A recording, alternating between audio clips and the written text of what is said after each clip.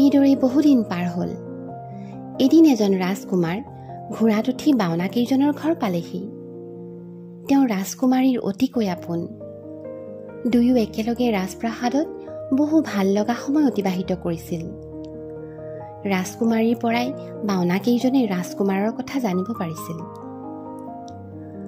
ৰাজকুমাৰী হঠাতে ৰাজপ্ৰসাদৰ পৰা নোহোৱা হোৱাৰ পাছত ৰাজকুমাৰে বিপদৰ আশংকা কৰিছিল। দিনে নিশাই তেওঁ ৰাজকুমাৰীৰ সন্ধানত ঘূৰি আছিল আৰু অৱশেষত তেওঁ ৰাজকুমাৰীৰ সন্ধান পালে। ৰাজকুমাৰীৰ এনে অৱস্থা দেখি ৰাজকুমাৰৰ দুচকু লোতকেৰে ভৰি পৰিল। ৰাজকুমাৰে কাঁচৰ কফিনটোৰ সাফৰখন খুলিলে। ৰাজকুমাৰীৰ মুখখন তেতিয়াও সতেজ হৈ আছিল। অতি মৰমেৰে ৰাজকুমাৰে ৰাজকুমাৰীৰ হাতখন নিজৰ হাতত ল'লে আৰু এটা চুমা আঁকি দিলে।